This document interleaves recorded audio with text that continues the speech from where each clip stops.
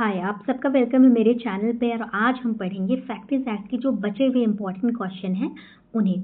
ठीक है, इससे पहले मैंने 5 वीडियोस बनाई हैं जिसमें मैंने मैक्सिमम टू मैक्सिमम कोशिश की है कि फैक्टरीज एक्ट के क्वेश्चन कवर हो जाएं। और आज हम बचे हुए क्वेश्चन देखते हैं जो आपके एग्जाम में पूछे जाते हैं। वो कौन से एग्जाम में पूछे जाएंगे, इससे पहले मैं स्टार्ट करूँ, मैं आपको बस 1 मिनट लूँगी, मैं आपको बता दूँ ताकि आपके लिए भी आसानी हो। ठीक है,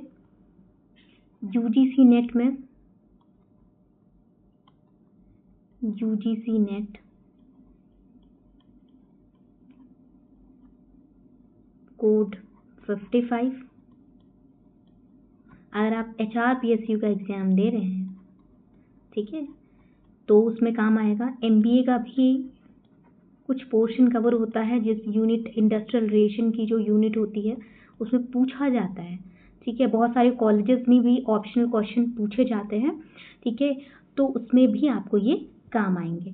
ठीक है, साथ ही साथ अगर आपको इसकी PDF भी चाहिए जो मैं आप पढ़ा रही हूँ, ठीक है, तो आप टेलीग्राम लिंक ज्वाइन कर लेना। मैंने इस पर टेलीग्राम लिंक यूट्यूब में अपना पिन किया है, आप उससे ज्वाइन कर लेना, आपको ये PDF वहाँ पे मिल जाएगी। तो चलिए स्टार्ट करते हैं। ठीक है, पहला क्वेश्चन है, the first factory act was passed on the recommendation of.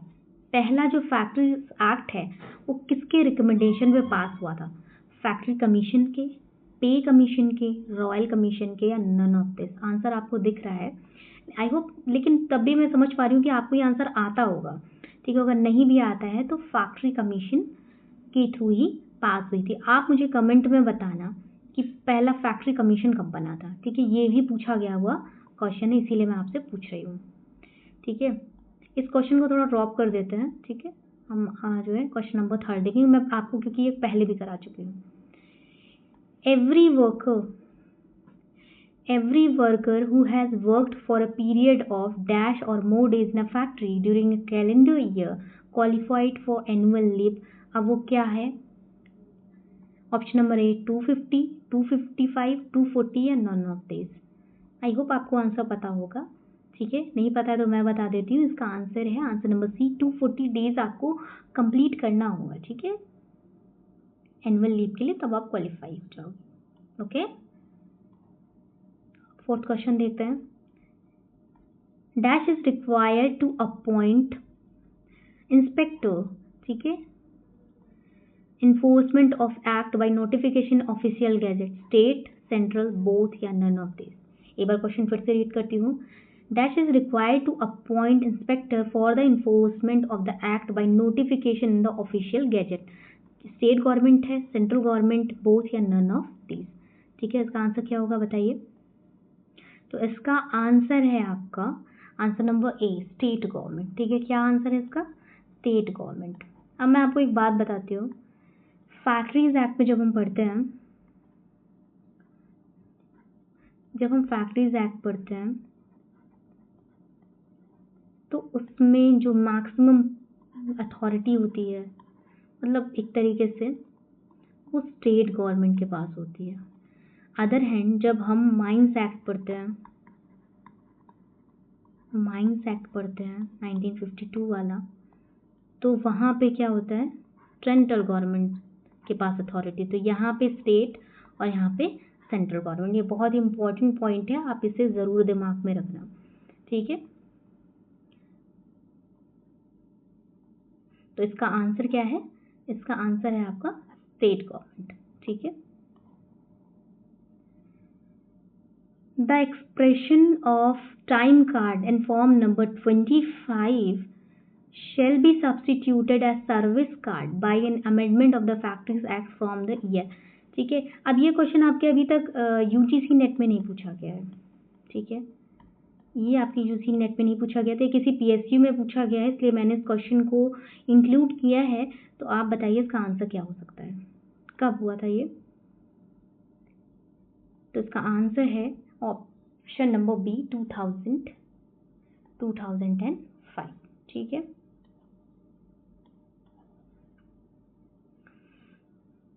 under the section 41,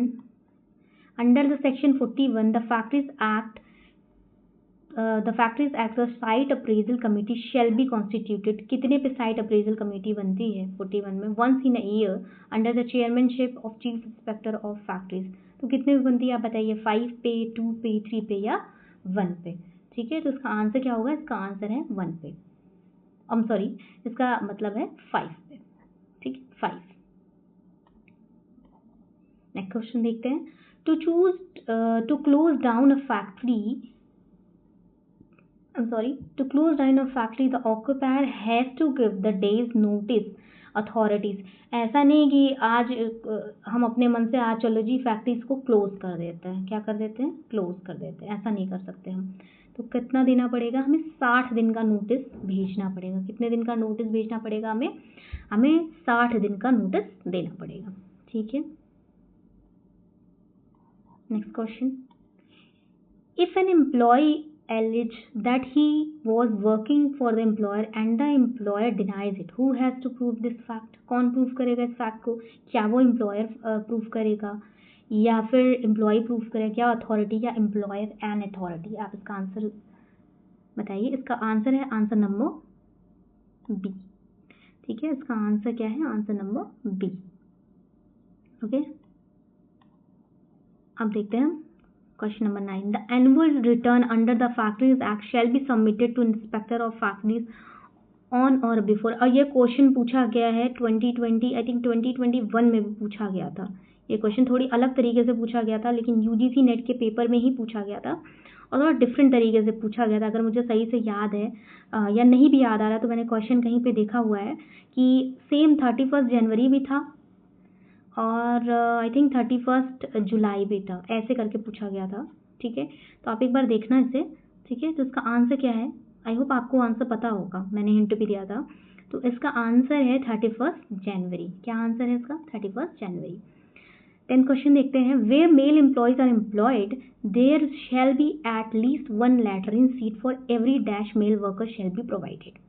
क्या वो 20 वर्कर्स पे होती है या वो 50 वर्कर्स पे होती है या 30 वर्कर्स पे होती है या फिर आपके 100 वर्कर्स पे होती है? तो इसकी कितने पे होती है, 20 वर्कर्स पे। कितने वर्क पे, 20। और ये बहुत इंपॉर्टेंट क्वेश्चन है, कई बार घूम घूम के पूछा जाता है और साथ ही साथ आपको हो सकता है अभी ऐसा दिया हुआ है ना सेक्शन पूछ ले, तो आप ज़रूर सेक्शन देख लेना। ठीक है, क्योंकि और अगर 18 जून का किसी ने भी पेपर दिया था, 18 जून का यूजीसी नेट की मैं बात कर रही हूँ, अगर दिया है ये 18 जून का पेपर तो आपने देखा होगा बहुत सेक्शन से क्वेश्चन पूछे गए थे। ठीक है, तो आप सेक्शन, कुछ एक्ट के तो सेक्शन आपको रटे हुए होने चाहिए, जैसे कि मैं अभी आगे क्वेश्चन बताती हूँ आपको, पहले ये बता दूँ, जैसे कि फैक्ट्रीज एक्ट, माइंस एक्ट। ठीक है, उसके बाद आपका आईडी एक्ट। ठीक है, ये 3 एक्ट और आपको एक और एक्ट है, अब बहुत पूछा, मतलब बहुत नहीं कह सकती, लेकिन उससे भी क्वेश्चन कई बार मैंने देखा कैंटीन वगैरह से आया रिसेंट में क्वेश्चन। तो building other construction worker act है 1996 का, इससे भी बहुत क्वेश्चन आपके पूछे गए हैं। ठीक है, तो आप इनके सेक्शन भी देख लो, इन 3 एक्ट के तो सेक्शन ज़रूर देख लो। ठीक है, फैक्ट्रीज के, माइंस के, आईडी एक्ट के। ठीक है, बहुत पूछा जाता है, बहुत बहुत बहुत पूछा जाता है। ठीक है, तो चलिए अब 11th क्वेश्चन देखते हैं इसी के साथ। The occupier of every factory employing जो है डैश और more workers shall plant and maintain trees within premise of the factory. तो कितने होने चाहिए, 500 वर्कर्स, 250 वर्कर्स, 200 वर्कर या फिर 100 वर्कर? इसका आंसर दिख रहा है, तो ये इतना इंपॉर्टेंट नहीं है। हाँ, मैंने इंक्लूड कर दिया है कि अब कुछ भी पूछ लेते हैं तो हो सकता है आपसे पूछ लें। ठीक है, तो आप इसे ज़रूर देख लेना। चलिए 12th क्वेश्चन देखते हैं। The examination of eyesight of a certain worker under the factory act shall be done at least once in every dash month. अब ये बहुत इंपॉर्टेंट क्वेश्चन है, यूजीसी नेट में शायद एक बार आया हो, लेकिन ये पीएसयू में ना बहुत बार पूछा गया। ठीक है, ऐसे ही पूछ लिया गया है कि ये आई वाला आपका सेक्शन क्या, तो आप इस सेक्शन को ज़रूर देखना। ठीक है, तो आप बताइए 6 है, 12 है, 18 या 24? तो इसका आंसर है 24। ठीक है, ठीक है, आज के लिए लास्ट क्वेश्चन रीड करते हैं। The number of elected worker in the canteen managing committee shall not be more than dash और लेस देन डैश। 5 और 2, 20 और 10, या फिर 15 और 10, या फिर 10 और 5।